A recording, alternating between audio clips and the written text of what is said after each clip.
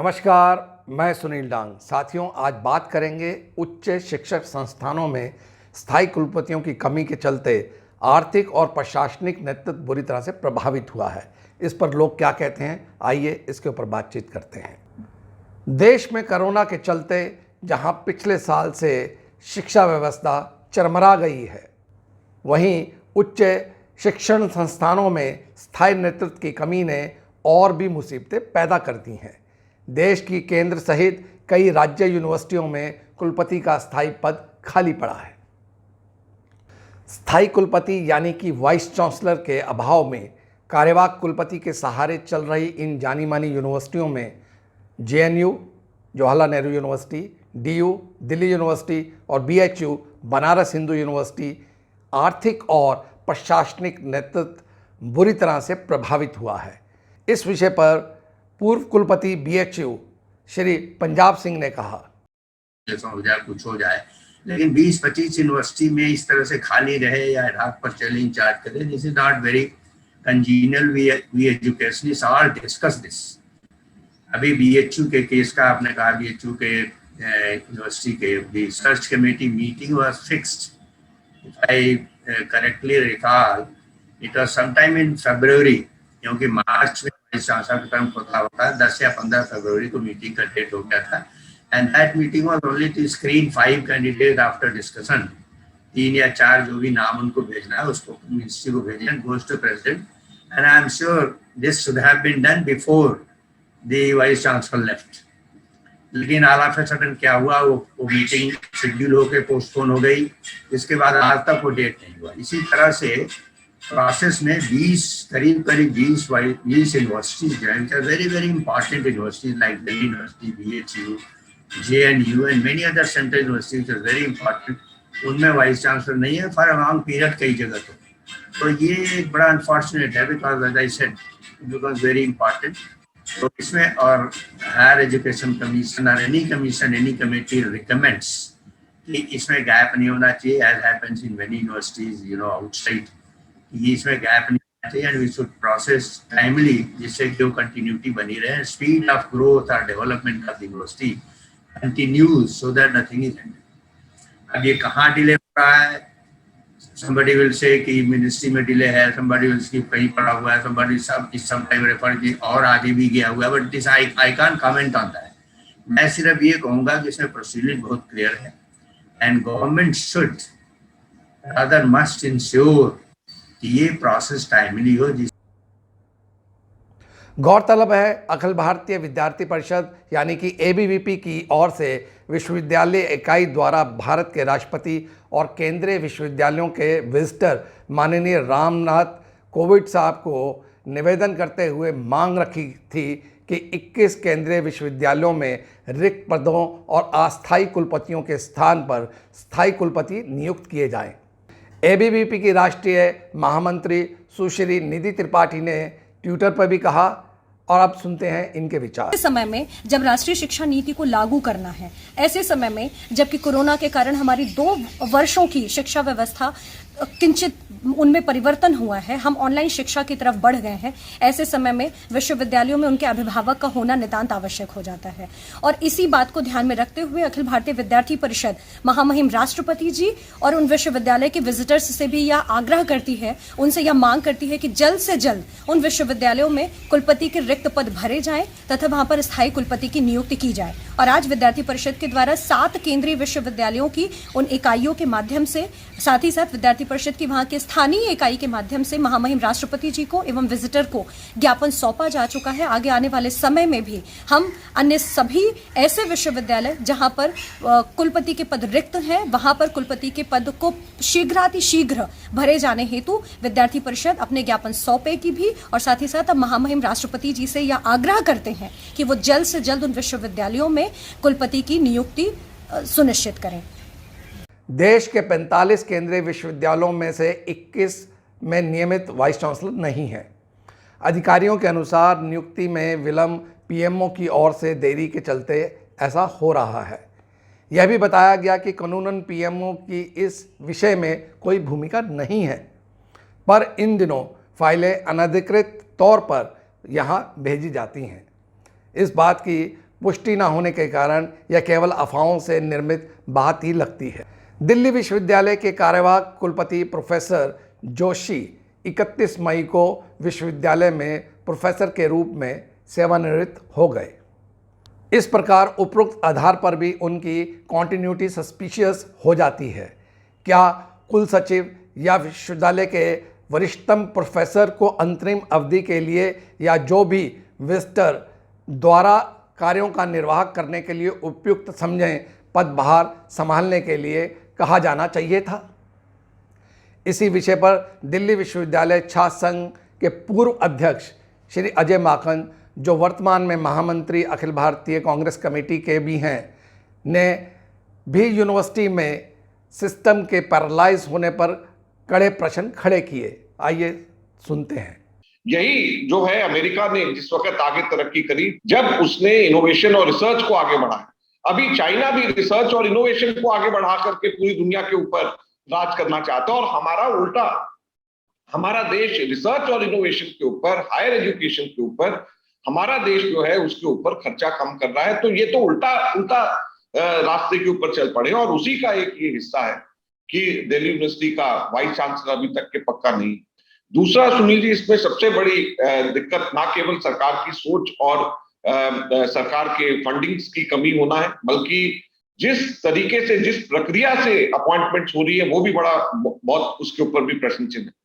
जब हमारे vice chancellor ने प्रो वीसी, पहले जो वाइस चांसलर डॉक्टर त्यागी थे, उन्होंने प्रो वीसी जब अपॉइंट किया तो वो बगैर ईसी की रजामंदी के प्रो वीसी अपॉइंट कर गए, और जब बगैर ईसी के प्रो वीसी जब अपॉइंट कर गए तो उनकी अपॉइंटमेंट ही उनकी किसी भी तरीके से वैलिड नहीं हुई। जब उनकी अपॉइंटमेंट ही वैलिड नहीं हुई तो कंटिन्यूएशन कैसे वैलिड हो सकती है, और उनके द्वारा अपॉइंटमेंट, कोई और फर्दर अपॉइंटमेंट भी कैसे वैलिड हो सकती है? तो ये सारी की सारी चीजें प्रोसीजर के ऊपर और सरकार की नीयत के ऊपर, सरकार की सोच के ऊपर एक बहुत बड़ा प्रश्न चिन्ह पैदा करती है। इसी पर हिंदू कॉलेज की पूर्व प्रिंसिपल और पूर्व अध्यक्ष South Asia University Sushri Kavita Sharma ने अपना व्यू पॉइंट रखा। तो we were talking about Delhi University, तो प्रोफेसर जोशी वहां पे एक्टिंग वाइस चांसलर है। Now I don't know professor Joshi, and I'm sure he is a very competent and a very distinguished professor. In fact, he's been called a distinguished professor. And so his competence is not what we are talking about. We are talking about rules. So a distinguished professor is not a regular job. And unless you are a regular professor, to my reading of the rules, you can't be the acting vice chancellor. So I give an analogy of what I did as Vice Chancellor of South Asian University. That Professor Tyagi was the Dean Faculty of Legal Studies. And then he got appointed as Delhi University Vice Chancellor. So we gave him a lien. But when he turned 65, we had to end his lien. Now, had to, matlab, I ended the lien as the Vice Chancellor, because when I read the rules, he had not been given attention as a professor here, and so his tenure, I mean, he finished being the professor at South Asian University. His retirement took place, and when he is not entitled to be on that job anymore, how can you hold a lien on that job? So he was a little unhappy, and I said, well, you are a legal luminary yourself, and you would understand that you can be on a lien on a job that you cannot hold. I mean, how you can be on the lien of that job? So I think that whoever has issued the order, I'm somebody from the ministry, should have been careful. कुलपति के सेवा विस्तार का मामला बद से बदतर हो गया है, क्योंकि शिक्षा मंत्रालय ने डीयू वीसी की स्थिति के बारे में कोई भी फाइल नहीं भेजी है। यहाँ तक कि एक नियमित कुलपति की नियुक्ति के लिए अभी तक पूरी तरह से खोज समिति का भी गठन नहीं किया गया। दिल्ली यूनिवर्सिटी टीचर एसोसिएशन यानी कि ड्यूटा के पूर्व अध्यक्ष श्री राम ओबराय कहते हैं, निश्चित रूप से वो नहीं कर सकते, क्योंकि हमारा ऑर्डिनेंस क्लियर कट है जो भी पहले वाला पीवीसी होता है वो 65 की उम्र में अगर रिटायर हो जाता है, vice chancellor Dinesh Singh retire हो गए, वो 65 के नहीं हुए थे, उनका कुछ समय बचता था, इसलिए वो कंटिन्यू करते रहे। ये वाइस चांसलर क्योंकि 31 मई को ये रिटायर हो गए डिपार्टमेंट ऑफ एंथ्रोपोलॉजी में, इनको फेयरवेल भी दे दिया गया। और इनको, हमारी दिल्ली यूनिवर्सिटी का दुर्भाग्य है कि सर्च कमेटी आज इसी समय तक भारत के राष्ट्रपति विजिटर ने अपना नॉमिनी ही नहीं भेजा सर्च कमेटी। जब सर्च कमेटी का चेयरमैन ही नहीं होगा तो आप वीसी को सर्च कैसे करोगे? और ये भी लिखा हुआ है कि रिटायर होने से 6 महीने पहले किसी का भी सिलेक्शन हो जाना चाहिए। योगेश त्यागी जी तो रिटायर पहले ही हो गए, he has already completed his term, परंतु दिल्ली यूनिवर्सिटी ने जानबूझ के, और मैं तो ओपनली कहता हूं, it is in connivance with the present minister of education mister Nishank, he is not taking any action. He is not taking any positive action either in the case of Delhi University or in other central universities. इस वर्ष देश का प्रमुख विश्वविद्यालय दिल्ली विश्वविद्यालय अपने शताब्दी वर्ष में प्रवेश कर रहा है। ऐसे में शिक्षा मंत्रालय के सुस्पष्ट दृष्टिकोण न होने के चलते अवैध और संदिग्ध कार्यों के परिणाम स्वरूप एक बड़े संकट की चपेट में है। इसके बारे में यूनिवर्सिटी को क्या इस स्थिति में रजिस्ट्रार को स्थिति का जायजा लेने और इस संबंध में विजिटर से अंतिम सलाह लेने के लिए कार्यकारिणी की क्या बैठक नहीं बुलानी चाहिए थी? इस विषय पर R D. Sahay, former joint secretary department of higher education MHRD, ने अपने तर्कों में कहा, Visitor may, by order in writing, annul any proceedings of the university which is not in conformity with the Act, statutes, or ordinances. My submission is that if he is to continue to occupy the position beyond the age of 55, he is violating his own statutes. So, who will remove? Who will step in? Is a visitor. Let me also clarify that ministry under the Act, this is the University Act, has no power. He acts virtually as an post office to the office of the visitor. Incidentally, can I clarify one step more, though it's not very germane to this issue? That the settled law on the subject is that when President is acting as the visitor, he is not bound by the advice of the Council of Ministers or the Ministry. He does not function as under Article 74 of the Constitution, where he is bound to go by the advice of the Council of Ministers, or he can send it back, and if the reconsidered advice comes, he is duty bound to follow. This is Article 74 is not attractive. He is acting as the visitor of the university in terms of the University Act. And let us be very clear that as a visitor, this the office of the visitor is not adjunct to the office of the president. These are two separate legal entities. This so is a very fine distinction, because the same person wearing two caps. One is the President of India, where he is duty bound to advise, go by the reconsidered advisement of the Council of Ministers. But as a visitor, he is not supposed to be guided necessarily by the ministry. So ultimately, if there is a failure in the system where the University Act and the statutes are being violated, who can step in? Not administrature. Is the visitor, Honorable President of India.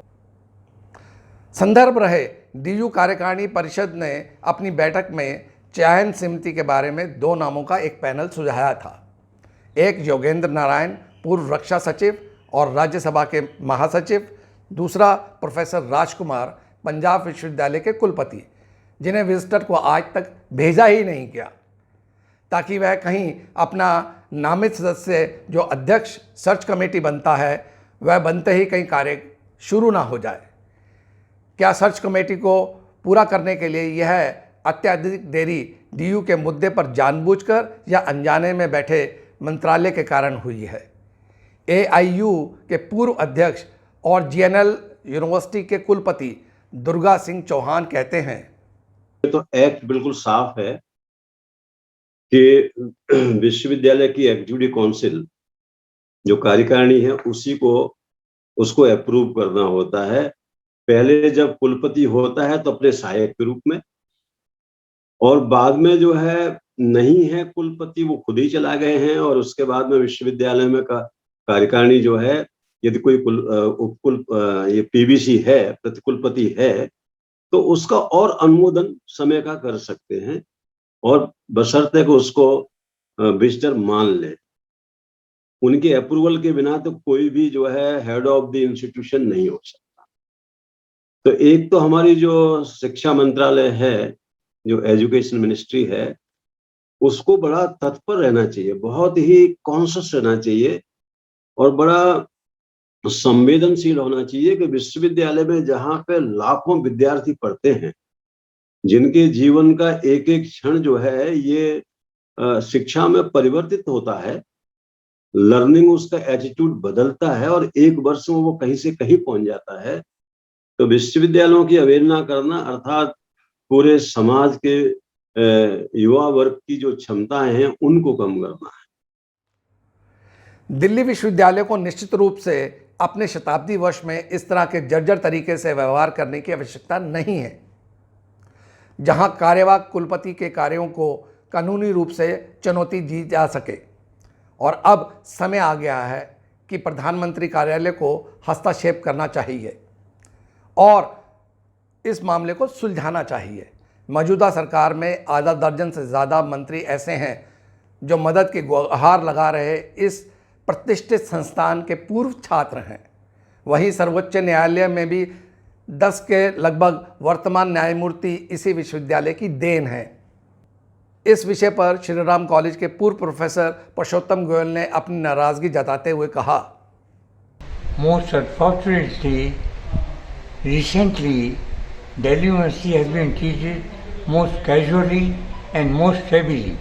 The way in which Mr. Yogesh Toyki was removed, it has happened for the first time that the sitting Vice Chancellor was suspended without any reason or rhyme, just to suit the convenience of high-ups. Apart from this, after his retirement, the present incumbent, Mr. Joshi, is still continuing illegally. It has never happened that a person after retirement continues to serve as pro Vice Chancellor. It has never happened. It should not happen. It is being delayed. The appointment of Vice Chancellor is being unduly and illegally delayed to the disadvantage and discredit of the University of Delhi.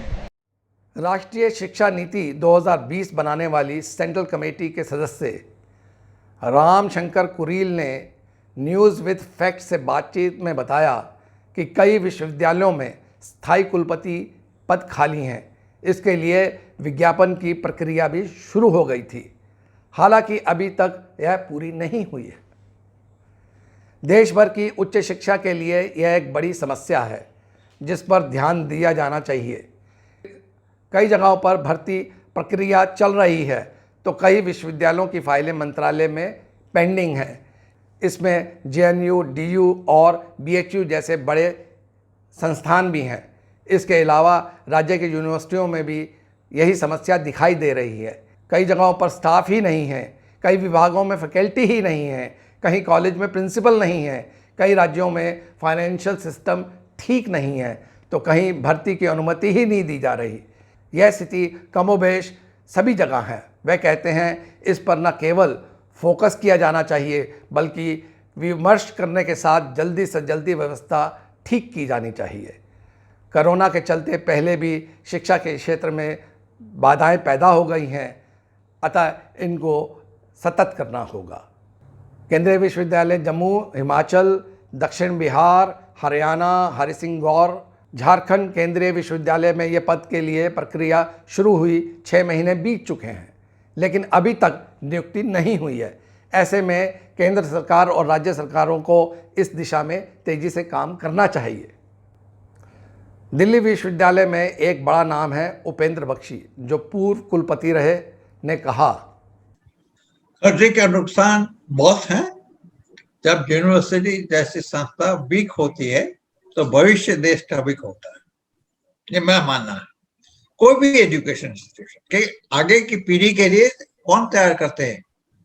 University, school, वही है। Education is very important for the country. ये कभी चीज याद नहीं रखते हैं निर्णय कार्यों के शुरुआत देश का निर्माण की होती है बच्चों से विद्यार्थी बनते हैं, विद्यार्थी से नागरिक बनते हैं और नागरिक से आगे बढ़ते हैं अपने अपनी लाइन में।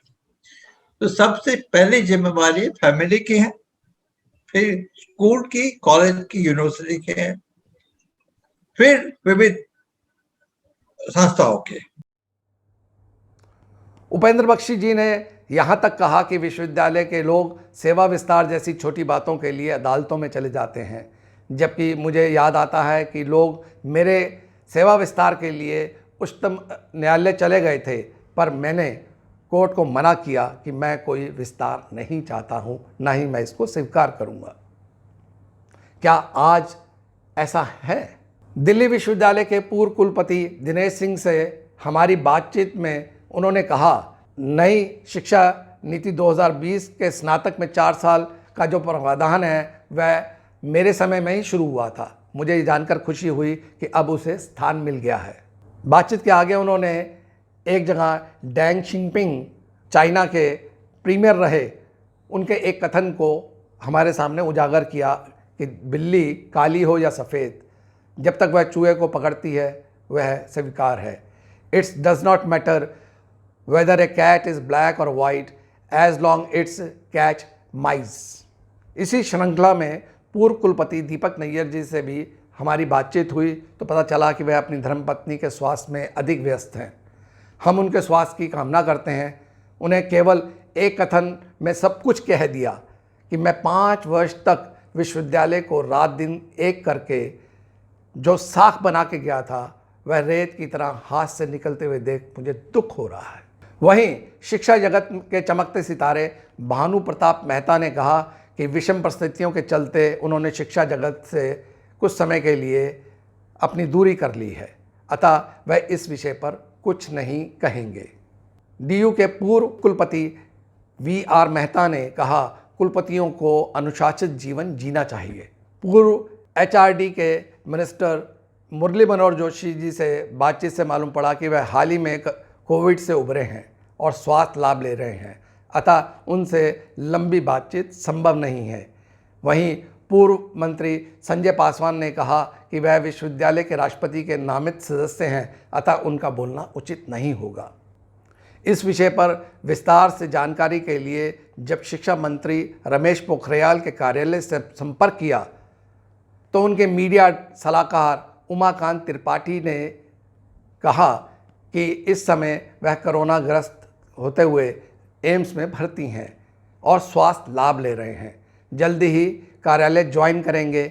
मैं आपको विश्वास दिलाता हूं कि जल्दी ही विश्वविद्यालय के कुलपतियों की स्थायी नियुक्ति पर आपको जल्दी ही कोई शुभ खबर मिलेगी। आज का सबसे बड़ा प्रश्न यही है कि 1 वर्ष के बाद भी क्या यह खबर शुभ होगी? प्रश्न यह भी है, क्या कुलपति उस कद के होंगे जिससे शिक्षा जगत प्रकाशित होगा? अस्थायी कुलपतियों ने जो अवैध कार्य किए हैं, क्या उन सब को पुनः ठीक किया जाएगा? इंतज़ार रहेगा इस प्रश्न के उत्तर आने तक। आपको मेरा कुलपतियों पर यह कार्यक्रम कैसा लगा, इस पर अपनी राय दीजिएगा। लाइक कीजिएगा, कमेंट, शेयर और सब्सक्राइब कीजिएगा तथा बेल आइकॉन दबाना ना भूलें ताकि मेरे सभी कार्यक्रमों की सूचना आप पर सबसे पहले पहुंचे। नमस्कार।